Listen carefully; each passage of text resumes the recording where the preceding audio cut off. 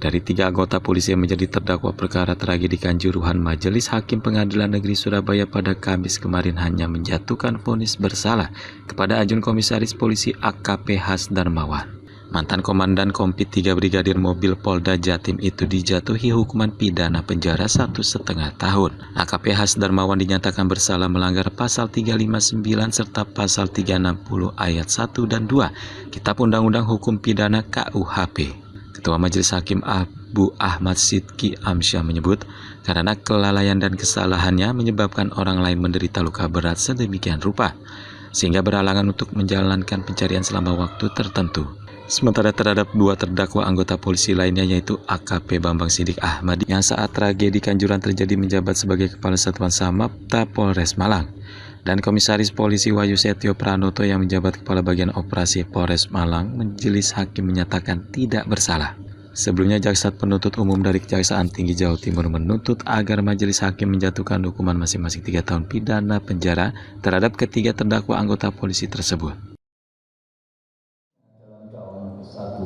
Tidak membebaskan terdakwa, oleh karena itu dari dakwaan ke-1 dan dakwaan kedua dan dakwaan ketiga jaksa penuntut umum tersebut.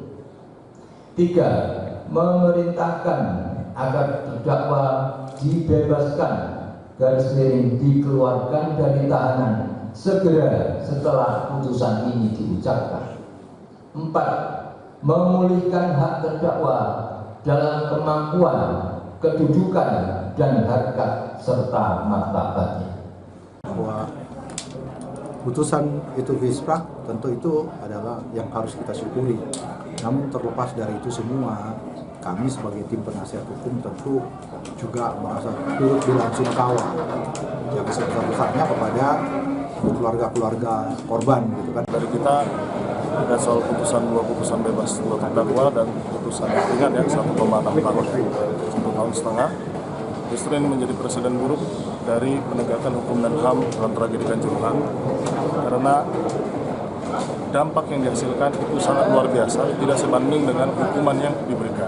Oleh karena itu, terdakwa haruslah dinyatakan. Tim kuasa hukum para terdakwa anggota polisi mengaku kecewa lantaran Majelis Hakim terhadap salah satunya memutuskan pidana penjara 1,5 tahun karena penyebab kematian sebanyak 135 korban dalam tragedi Kanjuruhan yang terjadi pada 1 Oktober 2022 selesai pertandingan sepak bola Liga 1 antara tuan rumah Arema FC melawan Persebaya Surabaya bukan disebabkan penembakan gas air mata.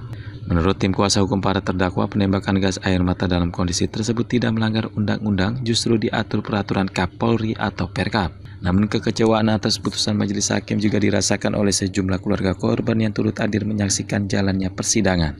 Sementara tim jaksa penuntut umum menyatakan masih pikir-pikir atas seluruh putusan Majelis Hakim tersebut.